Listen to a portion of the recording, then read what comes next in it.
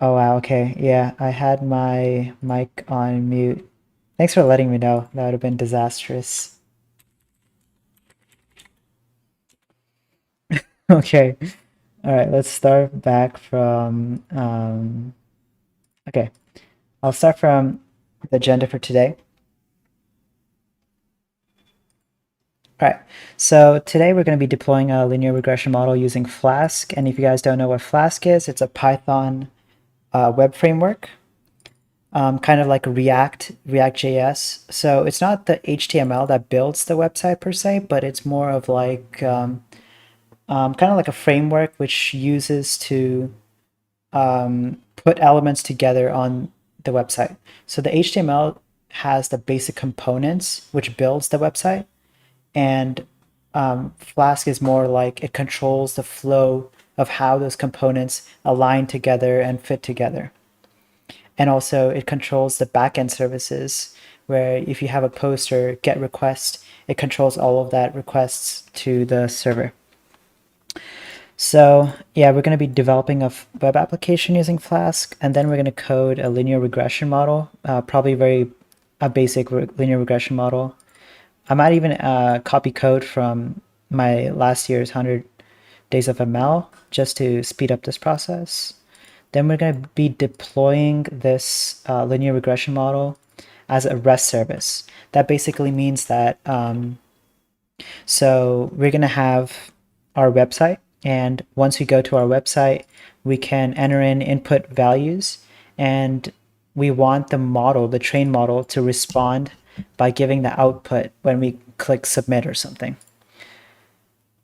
Okay, and I think I went over my website. Yeah, this is something that I worked on for the past 2 weeks or so. Um, it's a very minimalistic website. This is built on React, unlike what we're going to use today, which is Flask, but it works the same way, except for the fact that React uses JavaScript and Flask is Python. But yeah, so this is all HTML and CSS, but React controls the flow and how you set it up. It makes it very easy to kind of organize your code and get everything the way you want it to be. If you had regular HTML and CSS, it would become really hard to basically control the flow with so many components and different layouts and cards. See, all of those cards and stuff, these learn more and all of these buttons, they're created using like React and Material UI libraries. So third-party libraries make it like super easy to basically code websites. And yeah, so once we use higher level frameworks, it becomes easier for the developer to create applications. All right, so now I think I'll give a quick introduction to this book, Deploy Machine Learning Models to Production with Flask, Streamlit, Docker, Kubernetes on GCP. I think I went over this book a little bit in yesterday's stream, but okay, so chapter one is just introduction to machine learning, very basic introduction. I mean, if you've taken any React is Java, I had no idea. Well, I thought React was JavaScript. React. I'm not too sure anymore. Okay, anyways, back to this introduction to ML. It's a very basic introduction. I think it does a pretty good job by giving like an overarching view of like the entire ML. Goes into the basic concepts, supervised, unsupervised, semi-supervised, all the different types of learning. And then it goes into deep learning, talks about the neural networks, talks about activation functions, the training process. It doesn't go into backpropagation, but it does go into error propagation a little bit. Uh, I think this book is really great because it doesn't go deep into the mathematics behind how these networks work, but it gives you like a holistic overview, which is really simple to follow. Then it goes into CNNs, RNNs, very basic models for deep learning, and that's the conclusion for chapter one. Chapter two, model deployment and challenges.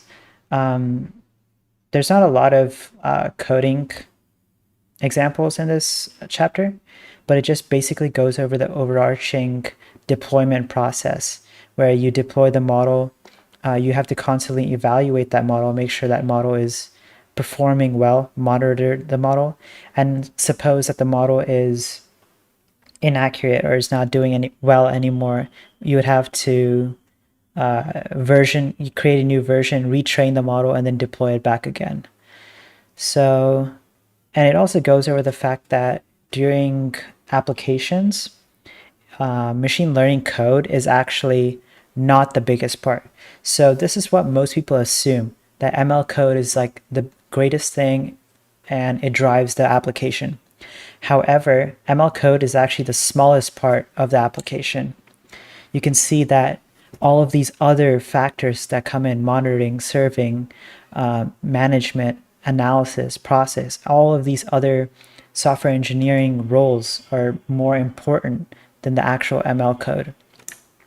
So this kind of says that basically your model could be the best model out there, but without proper infrastructure and proper like pipelining, your model is basically useless if it can't adapt to the application or whatever it is. Just goes over a couple of challenges after that. So yeah, that's the basic conclusion of the first two chapters. All right, so now we're going to be getting into deploying it as a web service. All right. So first things first, what we're going to do is create a Flask app, and then we're going to train the model, and then we're going to create like this application. So the basic end product would look something like this. We would enter in 5 different values, or whatever I choose my linear regression model to be. I think I'm going to try to stay in the same lines as this, but if I can't find this data set, of course, I'm going to be using my own. So the one thing that this textbook really fails at is providing the data set that they're using. So they just list out like, I don't know, the name of their file, but it never tells you where that data set came from and how to like basically follow this. So I think I'll be using my own data set for this model. So anyways, we'll be entering the values of whatever our independent variables are. And then we're going to be basically submitting it, and then it'll calculate and predict the value. And we'll put the prediction on another like section. And yeah, this will be the end product of what we're trying to do today. Okay, with that done, I think we can get started. Let me put this over here.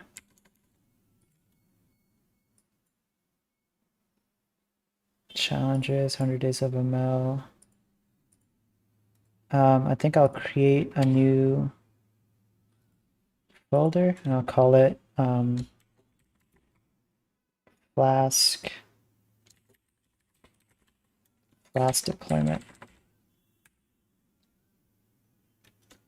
See, the problem with organizing these repositories with like a challenge like 100 days ML is the fact that you don't want a folder for each day, because then you'll have 100 folders. So you have to try to name it in a very like broad way so you can group as much possible. Okay. So first things first, I think we're going to be deploying share the PDFs. That might lead to copyright issues, but you could try getting this online. I won't tell you how. I think I might get a copyright claim. But this book is called Deploy Machine Learning Models to Production, promotes Sing. If you search up Google and find out a way to do it or get it, or you could buy it, or I don't know, however you want to get it, you could you could do that.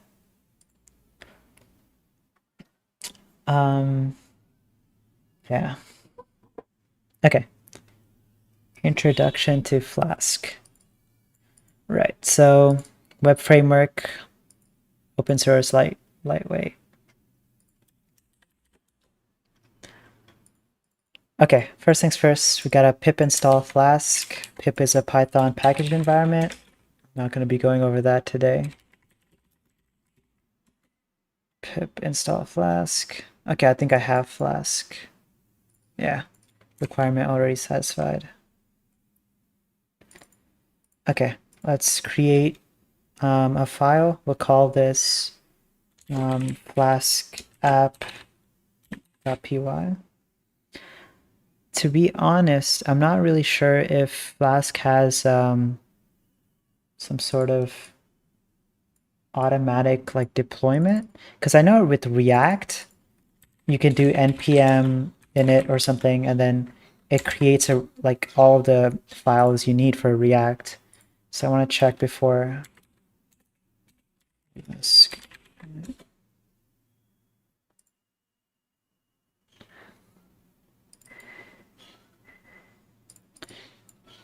Create the directory, add the init.py.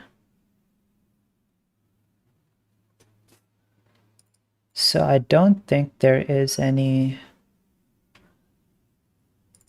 Okay, you just have to do Flask run to run the application. Flask app, and Flask app is a directory. So in the directory, we have an init file, and to run the application, we just have to export Flask app, name it as a directory. Flask environment is development. I think that's what's development?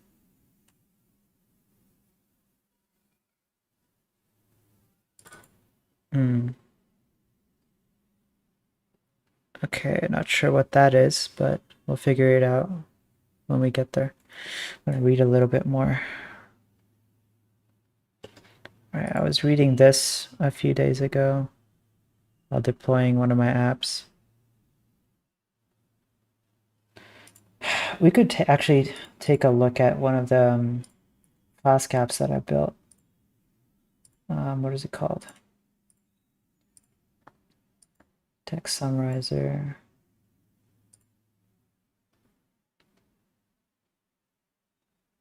All right, this is a container.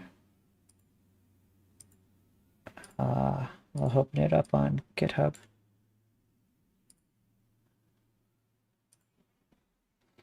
This is a project I finished recently for,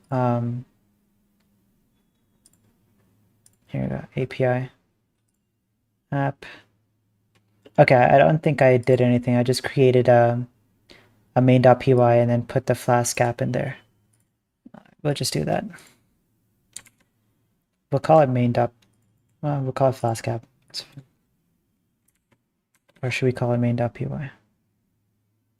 No, it doesn't really matter. See here, it's called hello.py. We'll call it Flask app.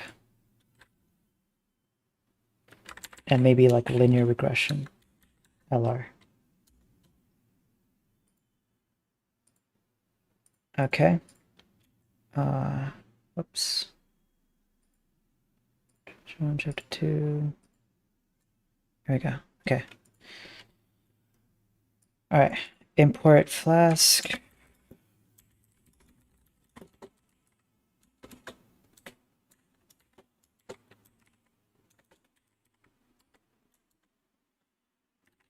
Is equal to Flask.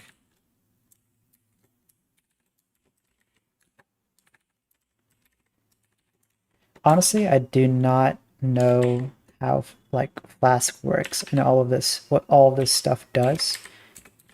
I just know how to get it running. So root basically just means the root of the URL. So this is the home URL. So when it gets to home, we want to call this function. Okay, this is really basic. So I think when we go to the root URL, it's just going to display hello world on the page.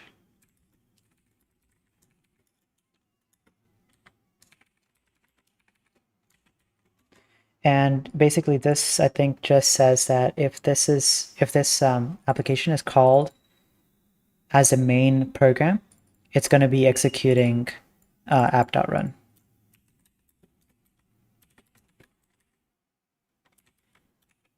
Debug is set to true here, but I don't think it really matters. And okay, let's try to get this running. So we have to export. So we have to first navigate to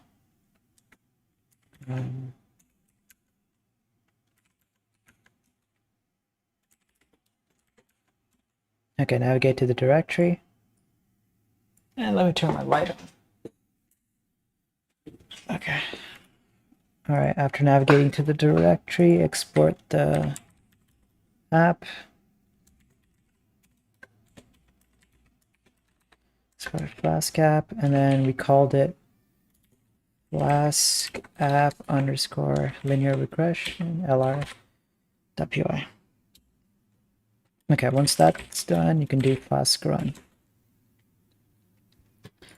And okay, so yeah, it's running on a local host 5000. We can open the link. Great, awesome. We can see that it works. It says hello world. Okay, very, very basic introduction to Flask. Root function. Right, so this is just the root function. It's just telling you the different parameters we can use. Run method. This is the run method.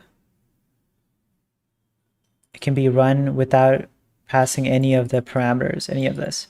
We could, for example, specify host or port to like maybe instead of 5000, 4000, stuff like that. You could learn more about it in the documentation.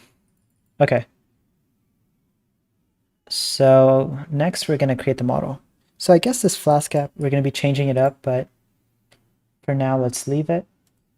And Flask deployment, new file, and then we're going to call this the linear regression model.py. Okay, for this, we'll be using pandas, numpy, scikit-learn, and joblib.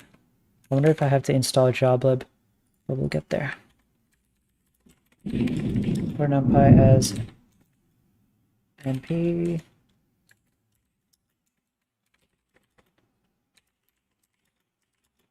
Oh wow, I think it's about to rain. This might mess up my stream because when it tends to rain in India, the power tends to go out.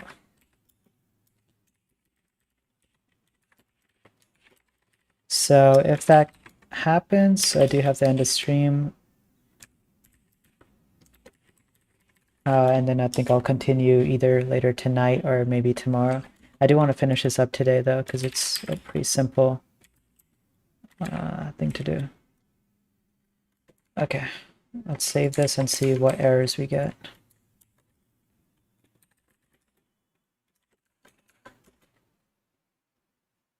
Oh, cool. I don't think I have any. Oh, wow. Yeah, it starts to rain. I don't think I have any errors so far. Okay. So that loaded in perfectly. We're going to create a data frame.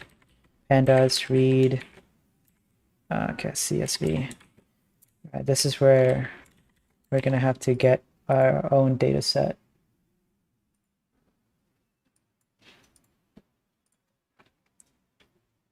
I think what I'm going to do is just go into 100 days of ML.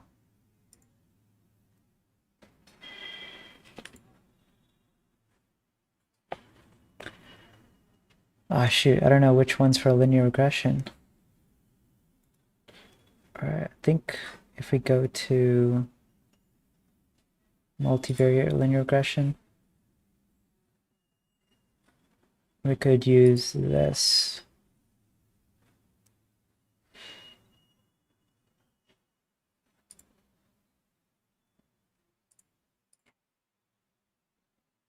I guess this would work.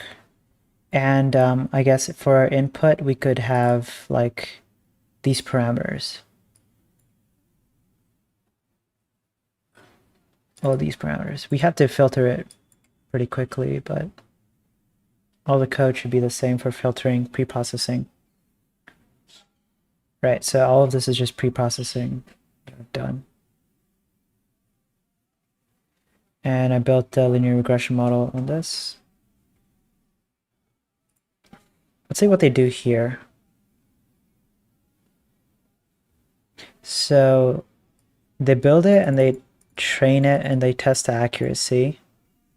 And they get like 86%. And then they'd use joblib to basically save the model into a pickle file. And then the pickle file can, I'm assuming, be loaded in, loaded in during the Flask app, and then use that to predict the value. Okay, I mean, if we're using the same, okay, this is using TensorFlow, which is a problem. Because TensorFlow has a, okay, when I was doing a personal project, TensorFlow has a pretty hard time exporting models for some reason. I'm not too sure why. Oh, that's if you build custom models. If you use their framework, or if you use one of their libraries, it's fine. But if you try to build a custom model, like I think I was using transformers, we built a custom transformer model. For some reason, we just couldn't save it to a pickle file. We were having a hard time. Let me check the other one.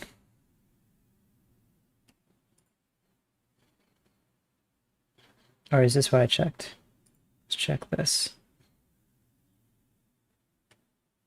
No, this is what I checked. This is what I need to check. Oh, I still use TensorFlow. That is an issue. It's fine. We'll just use a new linear UCI datasets.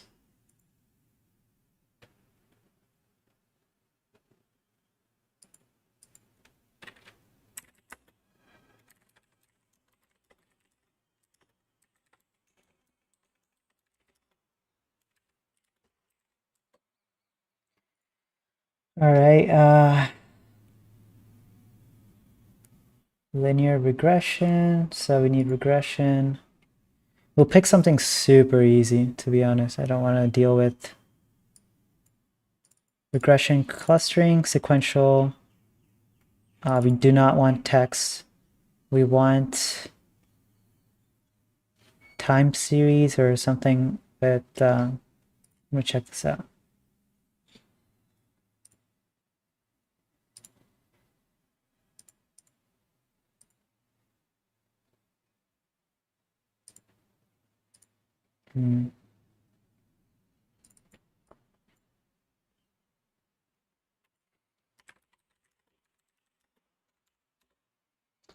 Simple linear regression dataset. Can't go wrong with the internet.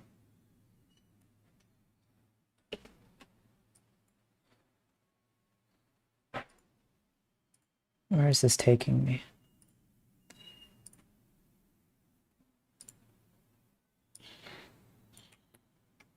This can't be bad. 6 attributes, only 1,500. Real multivariate.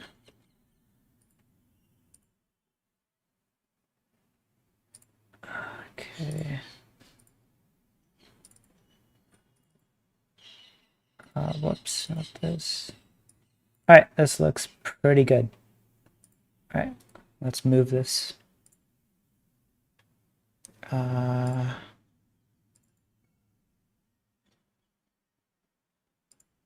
is it? I know, I think I'm cycling through the same songs. Let's go a different playlist.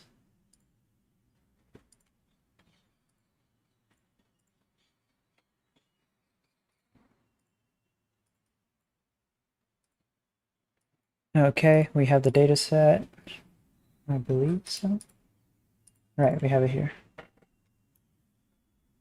Oh, no, this is so ugly. It's not comma separated values.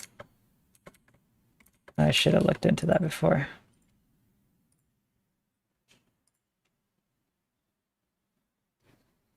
Man. All right, let's choose something else then.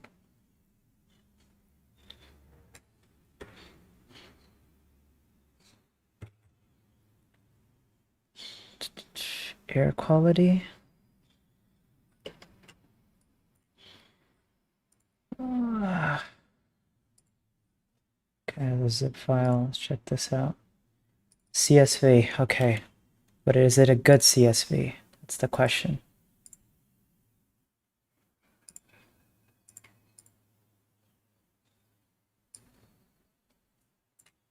Honestly, looks fine. Huh? Funny. What the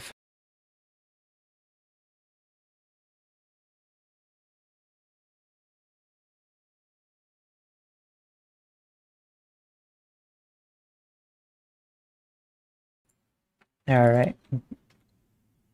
Now let's download this and extract it into.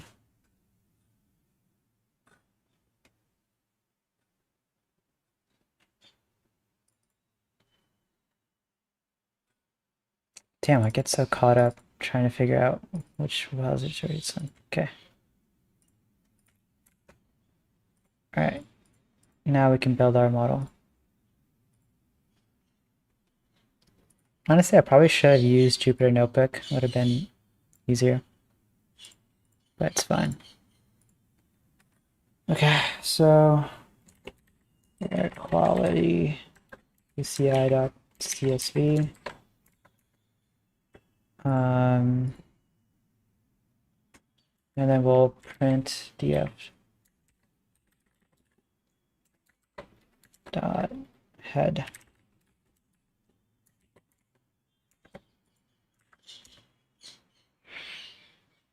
Okay. What? I'll have to specify the separators as these columns because they're not comma separated. There's a semicolon separated. Okay, I will be back. I'm going to check on the power and make sure I don't have sudden outage.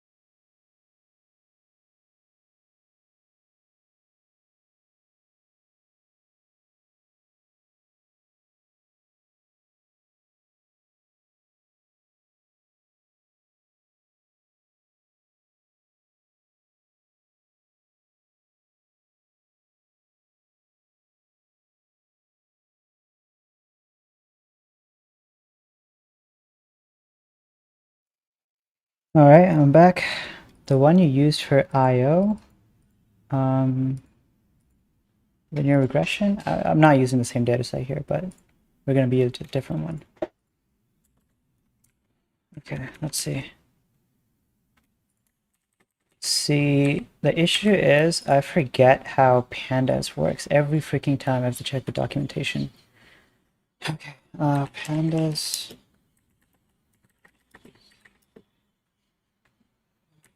Semicolon. So Google should be your best friend. Sometimes I just need to figure. Okay, yeah, separate a parameter. I just need reassurance.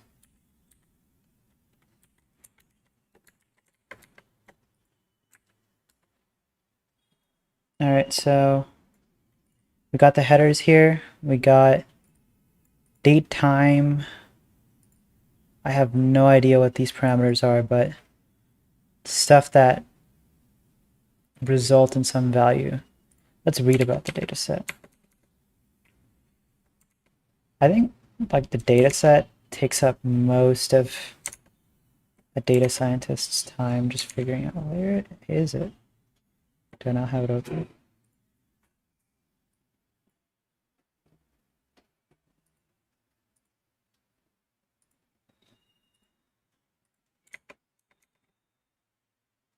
Oh no, I closed it.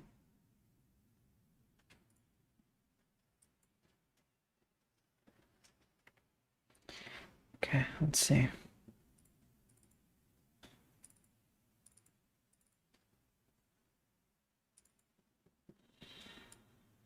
It's just an Excel sheet. Doesn't really tell me about the data.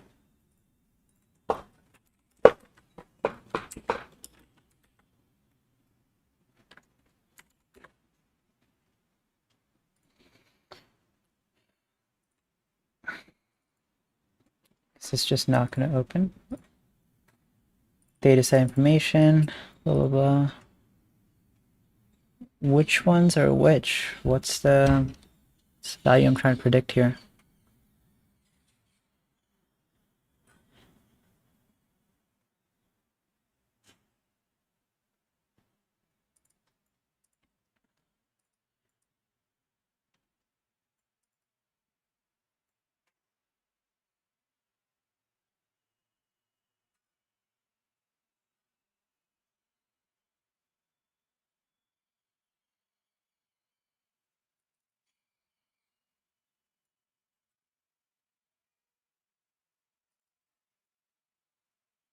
Commercial purposes are fully excluded. Wow. I mean, I'm going to be hosting this locally, so I don't think it really matters.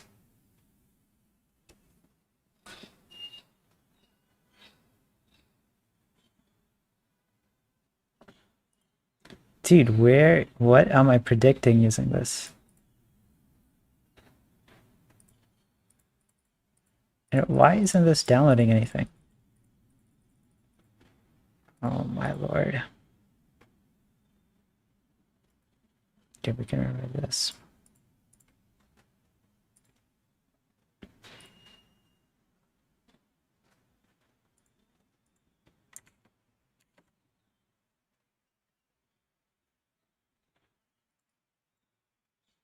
Tin oxide, titanium,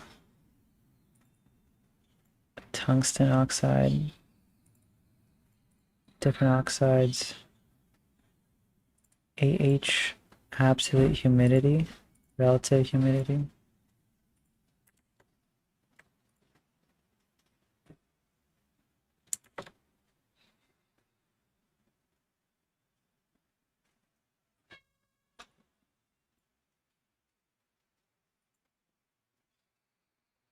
Man, I think I might just pick another data set.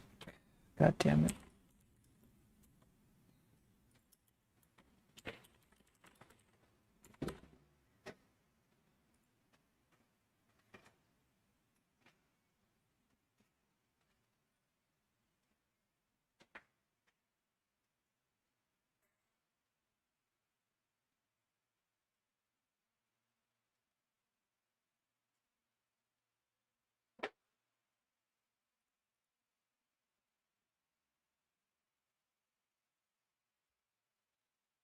Red wine quality. I guess I could do this. I think I worked with this before. Yeah, you know what? Let's just do this.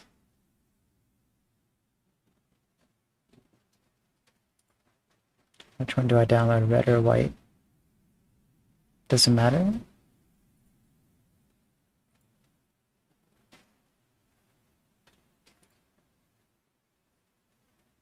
I don't think it does. I think I'll just do white wine.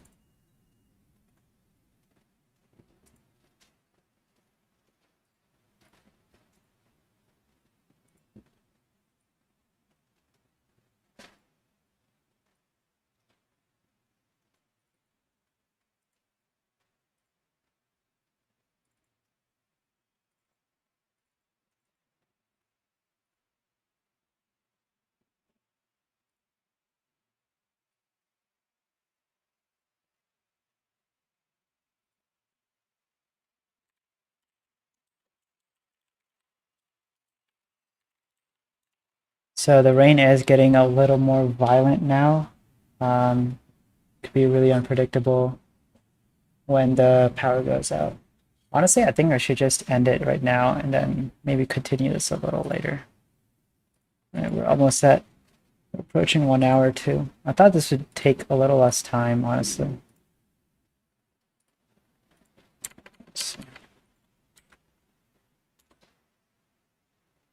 Okay, this is something I can work with.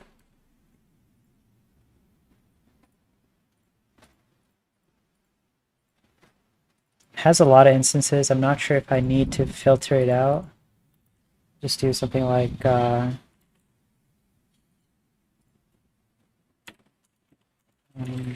rows with man.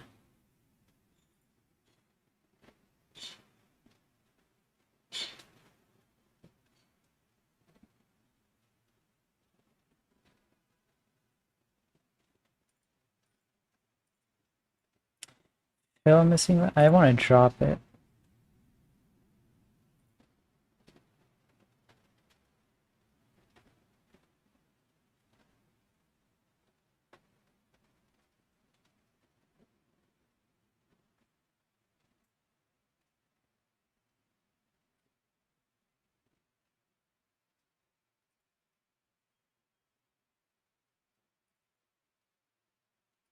Yeah, I think it's just drop any.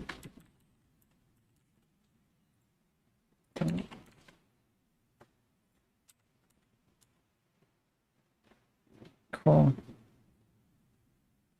Okay. What's next? We have to train the model, and then we have to test it, right?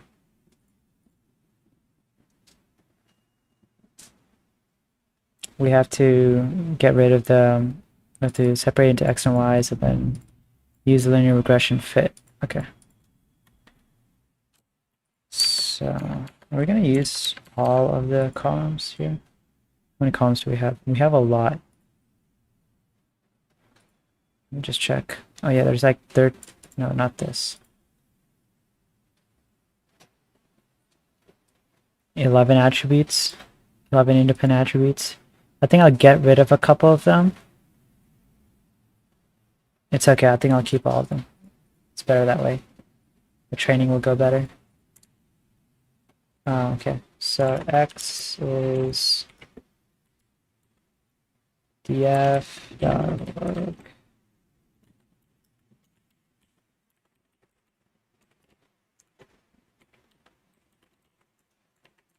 I think here our output is quality.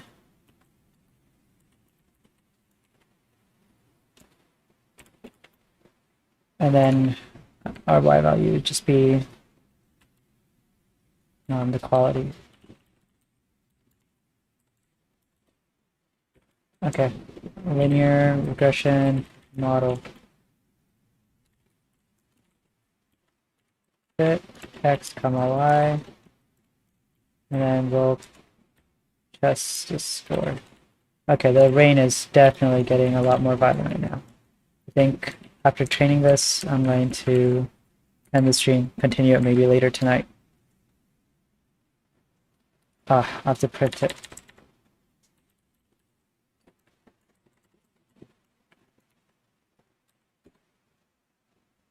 Wow, that's a horrible accuracy. Did I do this correctly?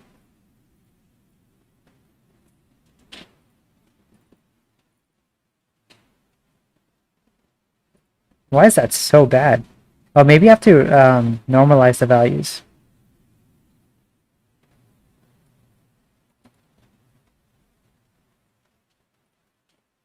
I have to check on that and read up more about the dataset as well.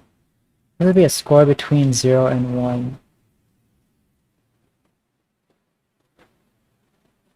Alright, I'm going to end the stream now. I think I'll continue it later, probably like 9 p.m. or sometime.